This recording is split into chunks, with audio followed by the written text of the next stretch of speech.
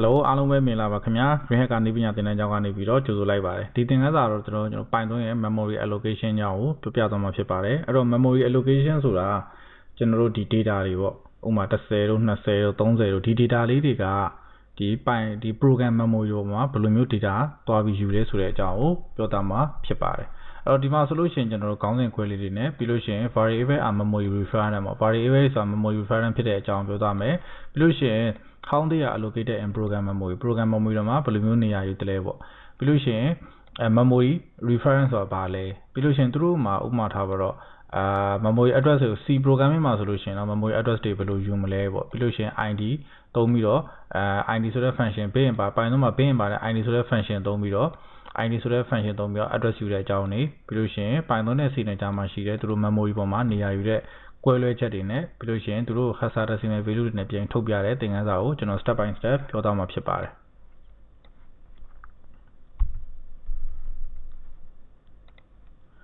အဲ့တော့ဒါကတော့ကျွန်တော်တို့ဒီ program memory ပေါ့ program memory မှာဆိုလို့ရှိရင်အထူးအဖြစ် stat memory နဲ့ heap memory ဆိုပြီးနှစ်ခုရှိတယ်အဲ့တော့ stat ထဲမှာဘာတွေတင်လဲဆိုတော့ဥပမာ function တွေ method တွေကိုတင်တယ်ဟုတ်ပြီနော်ကျွန်တော်တို့ function တွေတော့တင်ခဲ့ပြီး method တွေတော့မတင်ရသေးဘူး function နဲ့ method ကနည်းနည်းလေးကွဲပြားတယ်အဲ့ဒီအကြောင်းတွေကိုတော့ကျွန်တော်နောက်ပိုင်းသင်ခန်းစာတွေမှာဒီတိုက်အနေနဲ့တခြားရှင်းပြပေးပါမယ်အဲ့တော့ဒီဘက်က heap memory ပေါ်မှာကျတော့ဥပမာကျွန်တော်တို့10တို့20တို့30တို့ဒီကောင်လေးတွေတင်ပါတယ်အဲ့တော့အောက်ဆုံးမှာတော့တစ်ခုရှိလိမ့်မယ်ကျွန်တော် OS နဲ့ပတ်သက်တဲ့ application တွေတခြားသော project တွေနဲ့တခြားသော memory ယူရမယ်နေရာတွေပေါ့အဲ့တော့ကျွန်တော်တို့ဒီမှာဒါကျွန်တော်တို့ heap ဆိုတဲ့ memory တွေမှာ memory ထဲမှာဆိုလို့ရှိရင်ကျွန်တော်ဒီမှာဒီနေရာမှာဥပမာထား10ဆိုလို့ရှိရင်ဥပမာ10ထားလိုက်ပါတော့okay ဒီမှာထားပါဒီမှာ heap ဆိုတဲ့ပုံမှာ10ထားတယ်10ဆိုလို့ရှိရင်ဒီမှာဒါ memory address ကလေးဟုတ်ပြီနော်တို့ထား var a ပြီးလို့ရှိရင် var a ကနေမှာဘယ်ကိုလမ်းထောက်ထားလဲဆိုတော့သူ့ address ကိုလမ်းထောက်ထားတယ်သူ့ address ကနေမှာ10ကိုလမ်းထောက်ထားတယ်အဲ့တော့ဒီမှာကျွန်တော်ဆက်စချင်းမှာကျွန်တော်ပြောခဲ့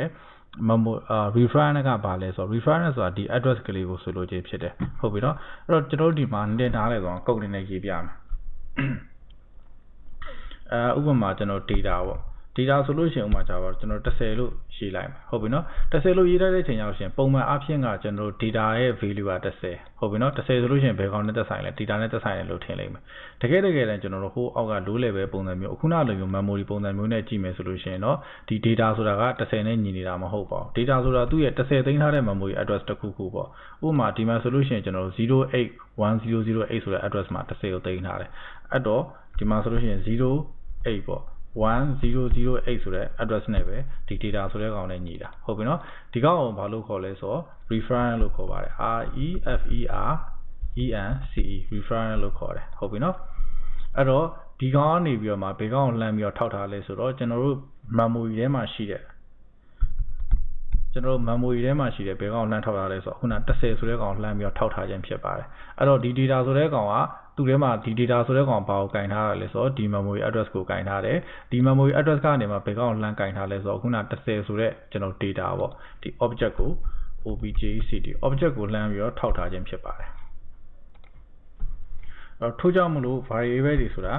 memory reference တွေဖြစ်ပါတယ်ဟုတ်ပြီနော် memory reference အဲ့တော့ memory reference ဆိုတာဘာဆိုလို့ကျင်တာလဲဆိုတော့ဒီ address ကလေးကိုဆိုလို့ကျင်တာအဲ့တော့ variable တွေက memory reference တွေဖြစ်တယ်ဒီ memory reference ဆိုတဲ့ဒီ memory address တွေရတာလေအခုနောက်10ဆိုတဲ့ကျွန်တော်ဒီအမှန်ကန်ပေါ့ real value ကိုလှမ်းပြီးထောက်ထားခြင်းဖြစ်တယ်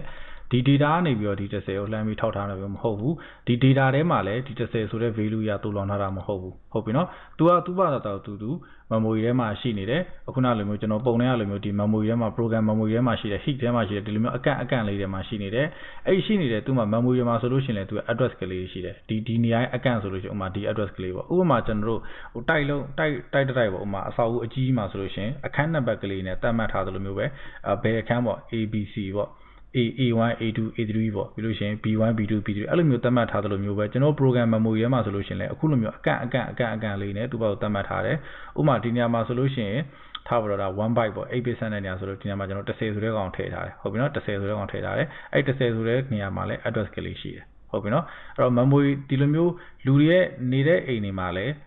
းအတူတူပဲတခန်းနဲ့တခန်း address ကလေးတွေရှိတယ်လို့မျိုးပဲဘယ် address ကဘယ် address ကဘယ်သူဘယ် address ကဘယ်သူပေါ့ဘယ် address ကဥမာထားဦးလေးနေတယ်ဘယ် address မှာ anti နေတယ်ပေါ့အဲ့လိုပုံစံမျိုးပဲဒီ program memory မှာဆိုလို့ရှိရင်လည်းသူအကန့်လေးနဲ့ရှိတယ်ဘယ်အကန့်လေးမှာ10ရှိတယ်ဘယ်အကန့်မှာ20ရှိတယ်ဘယ်အကန့်မှာ30ရှိတယ်ဆိုပြီးတော့သူသတ်မှတ်ထားခြင်းဖြစ်ပါတယ် အဲ့တော့ variable ဆိုတဲ့ထဲမှာဒီ variable ဆိုတဲ့ထဲမှာ30ကိုတူလောင်ထားတာမျိုးမဟုတ်ဘူး30ကသူ့ဘာသူ memory address မှာရှိတယ်အဲ့ဒီ memory address memory ထဲမှာနေရာယူထားတယ်အဲ့ဒီ memory ကနေရာယူထားတဲ့ကောင်ကိုကျွန်တော်ဒီမှာဒီ address ကလေးနဲ့ထောက်ထားတယ်အဲ့တော့ variable ဒီ address နဲ့သက်ဆိုင်တယ်ဒီ address ဒီ30နဲ့သက်ဆိုင်ခြင်းဖြစ်ပါတယ်အဲ့တော့ပုံမှန်အားဖြင့်တော့ကျွန်တော်တို့ဒီ pro code အနေနဲ့ရေးမယ်ဆိုလို့ရှိရင်တော့ဥပမာကျွန်တော်တို့ variable တစ်လုံးရေးလိုက်တယ် a ဆိုပြီးရေးလိုက်တယ်30ပေါ့ဟုတ်ပြီနော်ဒါဆိုလို့ရှိရင်တော့ကျွန်တော်တို့ a နဲ့30နဲ့သက်ဆိုင်တယ်ဆိုပြီးတော့ကျွန်တော်တို့သိနိုင်တယ်သို့တော့ memory concept နဲ့ကြည့်မယ်ဆိုလို့ရှိရင်တော့ a ဒီ 30ရဲ့ address ကိုသာကင်ထားခြင်းဖြစ်ပါတယ်အဲ့တော့ memory ဒီ memory ရဲ့ address တွေသိကျင်တယ်ဆိုလို့ရှိရင်တော့ Python မှာ id ဆိုတဲ့ function လေးတစ်ခုရှိပါတယ်အဲ့တော့ကျွန်တော်တို့ဒီကောင်တွေကိုကျွန်တော် comment ပေးလိုက်မယ်အဲ့တော့ဥပမာထားပါတော့ကျွန်တော်တို့ a ရဲ့ address ကိုသိကျင်တယ်ဆိုလို့ရှိရင်ကျွန်တော်ဒီမှာ print ပေါ့ print ဆိုပြီးတော့ id လို့ရှိရင် a ဆိုတဲ့ကောင်လေးထည့်ပေးလိုက်မှာဟုတ်ပြီနော်အဲ့တော့ကျွန်တော်တို့ဒီမှာ program ကျွန်တော် program လေး run ကြည့်အောင် py-1 python ဒီကောင် lesson 60ဆိုတော့60လို့နေမယ်တက်တစ်ချက်နေလိုက်မှာ okay ဒါဆိုလို့ရှိရင် sorry ဒီမှာဘာမှပေါ်မလာဘူးတဲ့အဲ့တော့ဘာမှပေါ်မလာဆိုတော့ကျွန်တော်ခုန id လို့ရေးပြီးတော့မဆေးလိုက်လို့အဲ့တော့ control s ကိုတစ်ချက်ဆေးလိုက်မယ်ဆေးပြီးတော့ကျွန်တော် code လေး run ကြည့်လိုက်မှာ okay ဒါဆိုလို့ရှိရင်ဒီမှာသူ့ရဲ့ memory address ကလေးထွက်လာပြီဟုတ်ပြီနော်အဲ့တော့ python မှာဆိုလို့ရှိရင်တော့ဒီလိုမျိုးဒီ id ဆိုတဲ့ပြင်ပါတဲ့ function id ဆိုတဲ့ function ကိုသုံးလိုက်တာ ਨੇ သူ့ထဲမှာထည့်ပေးလိုက်တဲ့ parameter ရဲ့ address ကြီးသူ့ထဲမှာထည့်ပေးလိုက်တဲ့ parameter address ကြီးပေါ့ဒီ address ကြီးထွက်လာတယ်ဒီလိုမျိုး address ကြီးထွက်လာဟုတ်ပြီအဲ့တော့တခြား programming language ဖြစ်တဲ့ C မှာဆိုလို့ရှိရင်ရောဘယ်လိုမျိုးထွက်လာမလဲဘယ်လိုမျိုးထုတ်တယ်လဲဆိုတော့ကျွန်တော်ဥပမာထားပါတော့ int a ဆိုတဲ့ variable တစ်လုံးတည်ဆောက်လိုက်မယ်30ပေါ့ဥပမာကျွန်တော်တို့ print f ပေါ့print f ဆိုပြီးတော့ဒီမှာကျွန်တော်တို့ %d %d decimal ပေါ့အဲ့တော့ဒီမှာပြီးလို့ရှိရင် address or a ဆိုပြီးကျွန်တော်ဒီလိုမျိုးထုတ်ရတယ်အဲ့ဒီမှာ run ကြည့်ကြအောင် okay ဒါဆိုလို့ရှိရင်ဒီမှာဒါ a ရဲ့ memory address ထွက်လာတယ်ဟုတ်ပြီနော်ဒါ a ရဲ့ memory address okay အဲ့တော့နောက်ထပ်တစ်ခုအနေနဲ့ကျွန်တော်တို့ဒီမှာPython မှာနောက်ထပ်စိတ်ဝင်စားဖို့ကောင်းတာတစ်ခုရှိတယ်အဲ့ဒါဘာလဲဆိုတော့ဒီမှာကျွန်တော်တို့ထားပါတော့ဒီကောင်ကိုကျွန်တော်တို့ hash နဲ့ပြန်ပြီးထုတ်ကြည့်အောင်အဲ့တော့ဒီကောင်နည်းနည်းရှုပ်သွားပြီဆိုတော့ဥပမာ print ပေါ့ print ပြီးလို့ရှိရင်hash ဆိုတဲ့ function ခေါ်သုံးမယ် hexadecimal ပုံစံမျိုးနဲ့ပြန်ပြီးပြမယ်ပေါ့အဲ့တော့ hash ထဲမှာကျွန်တော်ခုန id ကိုထည့်လိုက်မယ် id ထဲမှာကျွန်တော်ထုတ်ချင်တဲ့ a ရဲ့ကောင်ထည့်လိုက်ဟုတ်ပြီနော်အဲ့တော့ control s လို့နှိပ်မယ်ကျွန်တော် program ပြန်ပြီး run ကြည့်အောင်ဒါဆိုလို့ရှိရင်တော့သူကဒီမှာ hexadecimal value နဲ့ပြန်ပြပေးလိမ့်မယ်ဒါကျတော့ကျွန်တော်တို့ decimal value ပေါ့ integer ပုံစံမျိုးနဲ့ပြန်ပြတယ်ဒီကောင်ကျတော့ဒါ hexadecimal လို့ပြန်ပြ hexadecimal ရှိမှဆိုလို့ရင်သူက08ဆိုတဲ့ကောင်လေးပါတယ်ဟုတ်ပြီနော်အဲ့တကယ်လိုတယ်ဆိုလို့ရှိရင်ဒီနေရာမှာနေရာယူသွားမှာပေါ့okay အဲ့တော့ဒီမှာနောက်ထပ်တစ်ခုစိတ်ဝင်စားဖို့ကောင်းတာဥပမာ b equal to 10ဟုတ်ပြီနော် a တန်ဖိုးကလည်း10 b တန်ဖိုးကလည်း10ဒီကောင်လေးတန်ဖိုးကအတူတူပဲအဲ့တော့ကျွန်တော်တို့ဒီမှာဒီကောင်ကို copy ကူးလိုက်မယ် control c copy ကူးပြီးတော့ဒီမှာ control v ထည့်လိုက်မယ်ပြီးလို့ရှိရင်ဒီမှာ b လို့ရေးလိုက်မယ်ဟုတ်ပြီနော်အဲ့တော့ control s လို့နှိပ်လိုက်မယ်ကျွန်တော် code ကိုပြန်ပြီး run ကြည့်အောင် okay ဒီမှာတစ်ချက်ကြည့်လိုက်သူ့ရဲ့ address က 0854016540ဆိုပြီးတူနေတယ်ဒီမှာဆိုလို့ရှိရင် 0854016540ဆိုပြီးတော့တူနေတယ်ဟုတ်ပြီနော် a နဲ့ b နဲ့ဒီမှာ name တွေကကွဲပြားနေတော့လဲပဲသူက value တွေတူနေတဲ့အတွက် memory ရဲ့တနေရာထဲမှာသွားပြီးတော့တင်ထားတယ်ဟုတ်ပြီနော် memory ရဲ့တနေရာထဲမှာပဲသွားပြီးတော့တင်တယ်ဥပမာထားပါတော့ကျွန်တော်တို့ဒီမှာ a တန်ဖိုးကတကယ်တော့ a နဲ့ b နဲ့ဆိုတာ variable name တွေကတကယ်တော့ variable name တွေကမတူဘူးသို့တော့ Python မှာဆိုလို့ရှိရင်ဒီ value တွေတူတယ်သူ့နောက်မှာသူတို့ကင်ထားတဲ့ value တွေသာတူတယ်ဆိုလို့ရှိရင်သူတို့က memory ရဲ့အကန့်တကန့်ထဲမှာပဲသွားပြီးတော့တင်မိထားတယ်အဲ့တော့ဆိုလိုချင်တာကကျွန်တော်တို့ပုံထဲမှာဆိုဘယ်လိုဖြစ်သွားမလဲဆိုတော့ဒီလိုပုံစံမျိုးလေးပေါ့ဥပမာထား30ဆိုတဲ့နေရာမှာ a var a ဒီမှာ var v လို့ရေးလိုက်မယ်ဆိုလို့ရှိရင်သူကဒီ30ကိုပဲလာပြီးတော့ထောက်ထားတာအဲ့လိုပုံစံမျိုးလေးအဲ့တော့ဒီမှာကျွန်တော်တို့ ms space အနေနဲ့တစ်ချက်ပြပေးမယ်ဥပမာဒါကျွန်တော်တို့ရဲ့ memory အကန့်လေးပေါ့ဟုတ်ပြီနော် memory အကန့်လေးတဲ့ memory ထဲမှာကျွန်တော်ဒီမှာဒါသူရဲ့တကန့်စာပေါ့အဲတကန့်စာမှာကျွန်တော်ဒီမှာ30ဆိုတဲ့ကောင်ထည့်ထားမယ်ဟုတ်ပြီနော်30ဆိုတဲ့ကောင်ထည့်ထားမယ်ဒါPythonမှာပေါ့30ဆိုတဲ့ကောင်ထည့်ထားမယ်ဥပမာကျွန်တော်တို့အခုန a ဆိုတဲ့ကောင်ကလည်းသူကဘယ်ကိုသွားထောက်လဲဆိုတော့သူ့မှာလည်း memory address တစ်ခုရှိလိမ့်မယ်အကောင်လည်းဘယ်ကိုသွားထောက်လဲဆိုတော့သူက d ကိုပဲလာပြီးထောက်တယ်ပြီးလို့ရှိရင်နောက်တစ်ခုရှိမယ်ဒီမှာ B ဆိုတဲ့ကောင်ကလည်းရှိမယ် B ဆိုတဲ့ကောင်ကလည်းဘယ်ပဲသွားထောက်လဲဆိုတော့ဒီ30နေရာပဲသွားပြီးတော့ထောက်ထားတယ်။ဘာကြောင့်လဲဆိုတော့သူတို့နှစ်ခုက variable name တွေကမတူတော့လဲပဲ value တူတဲ့အတွက် memory ရဲ့အကန့်တကန့်ထဲမှာပဲရှိတယ်။ memory အကန့်တကန့်ထဲမှာရှိတော့အဲ့တော့ A ကလည်းဘယ်ရဲ့ memory address ကိုဒီ30ရဲ့ memory address ကိုပဲ A ထဲမှာတင်ထားတယ်။ဒီ30ရဲ့ memory address ကိုပဲ B ထဲမှာပဲလာပြီးတော့တင်ထားတယ်။ဟုတ်ပြီနော်။ဒါ Python မှာဆိုလို့ရှိရင်value ပေါ့သူတို့ object ပေါ့ဒီ object တူတယ်ဒီ value တူနေတယ်ဆိုလို့ရှိရင် address တွေအတူတူပဲ variable name တွေမတူလဲပြဿနာမရှိဘူးဟုတ်ပြီနော်အဲ့လိုမျိုး okay ဒါကတော့ Python ပေါ့အဲ့တော့ C မှာဆိုလို့ရှိရင်ကျွန်တော်ဘယ်လိုပုံစံမျိုးသွားမလဲအဲ့တော့ C မှာဆိုလို့ရှိရင်ဥပမာထားပါတော့ကျွန်တော်ဒီမှာ int in b ပေါ့ equal to ဒီကောင်30လို့ပေးလိုက်မယ်ဟုတ်ပြီနော်အဲ့တော့ဒီမှာ select m ပေါ့တကြောင်ဆင်းခိုင်းမယ်ဒီကောင်လေးကို copy ကူးလိုက်မယ် control c control v ဒီနေရာမှာကျွန်တော် b လို့ပေးလိုက်မယ်ဟုတ်ပြီနော်အဲ့တော့ဒီမှာကျွန်တော်တို့control s ပေါ့ okay ကျွန်တော်တို့ program လေး run ကြည့်ကြည့်အောင်ဟုတ်ပြီဒီမှာလာပြီးကြည့်လိုက်မယ်ဒီမှာလာပြီးကြည့်လိုက်သူက6422268ပေါ့ x ဆိုတဲ့နေရာမှာသူကလာပြီးသိမ်းတယ်ဒီမှာကျတော့6422264ပေါ့သူတို့နှစ်ခုကမတူဟုတ်ပြီနော်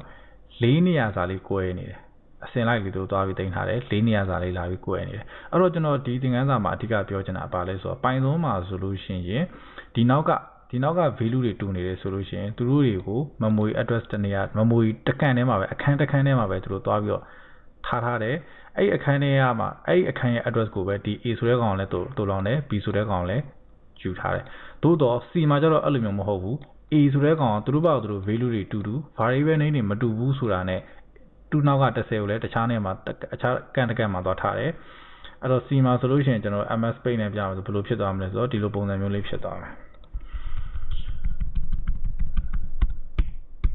အဲ့တော့သူတို့တွေပါတာသူတို့တွေ value တွေတူမတူဒီမှာဆိုလို့ရှိရင်လည်း30အတွက်သူကအကန့်တကန်လာပြီးတော့စောက်တယ်ဒီမှာအကန့်တကန်လာပြီးတော့စောက်တယ်အခုနကကျွန်တော်တို့ရေးလိုက်တဲ့ A ဒီမဲ့ B ပေါ့အဲ့တော့ A ကလည်း A နဲ့သက်ဆိုင်တဲ့ဒီကိုပဲသွားပြီးတော့ထောက်ထားတယ် B ကလည်း B နဲ့သက်ဆိုင်တဲ့ဒီကိုပဲသွားထောက်ထားတယ်သူတို့ဘာသူတို့ value တူမတူဟုတ်ပြီနော်ဒါတော့ C ရဲ့ memory allocation လုပ်တဲ့ပုံအခုနကကျွန်တော်တို့ပြရတာကြတော့ငါဆိုတော့ Python ရဲ့ memory allocation လုပ်တဲ့ပုံပေါ့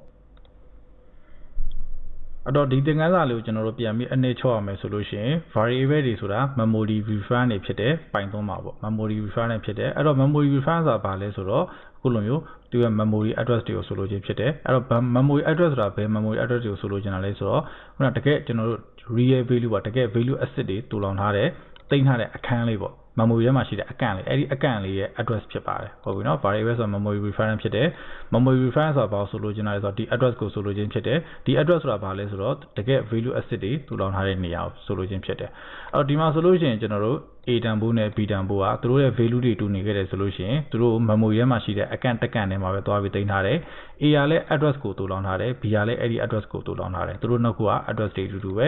အဲ့လိုမျိုးတူလားမတူလားစစ်ချင်တယ်ဆိုလို့ရှိရင်ကျွန်တော်တို့ဒီမှာID ဆိုတဲ့ကောင်ကိုသုံးပြီးတော့ A နဲ့ B နဲ့ကိုထုတ်ကြည့်မယ်ဆိုလို့ရှိရင်သူတို့ရဲ့ ID တွေအခုလိုမျိုးအတူတူထွက်လာတာကိုမြင်ရမှာဖြစ်ပါတယ်အဲ့တော့ဒီလိုပုံစံမျိုးလေးကျွန်တော်တို့စမ်းကြည့်လို့လည်းရတယ်အဲ့တော့ဒီမှာ if id A က equal to id B နဲ့သာတူနေခဲ့မယ်ဆိုလို့ရှိရင်ကျွန်တော်ဒီမှာ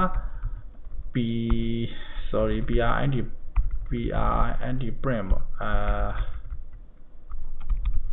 they are same memory ပေါ့ MA လို့ပဲရေးလိုက်မယ်အဲ့တော့ same memory memory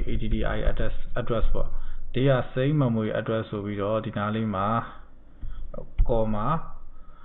they are same memory address comma ဆိုပြီးတော့ဒီနေရာမှာဘာရေးပေးမလဲဆိုတော့ဒီနေရာမှာ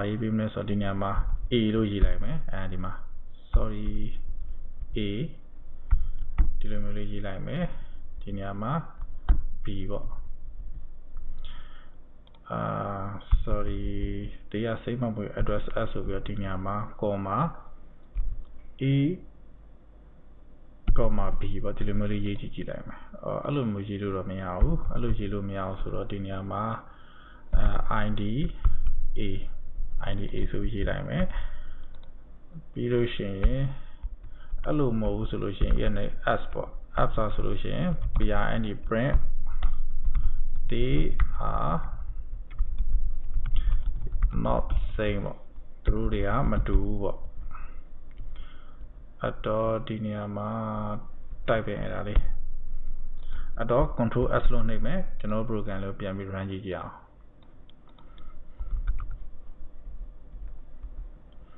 okay ဒါဆိုလို့ရှိရင်ဒီမှာ they are same address ပေါ့ memory address ဆိုပြီးတော့ဒီ address ကလေးကိုလာပြီးတော့ပြပေးတယ်ဟုတ်ပြီနော်အဲ့တော့ဒီသင်ခန်းစာလေးတော့ဒီလောက်ပါပဲအားလုံးကိုကျေးဇူးအများကြီးတင်ပါတယ်တကယ်လို့ဒီသင်ခန်းစာနဲ့ပတ်သက်ပြီးနားမလည်ဆိုလို့ရှိရင်ဒီဗီဒီယိုရဲ့ comment မှာကျွန်တော်မေးမြန်းနိုင်ပါတယ်ခင်ဗျာအားလုံးကိုကျေးဇူးအများကြီးတင်ပါတယ်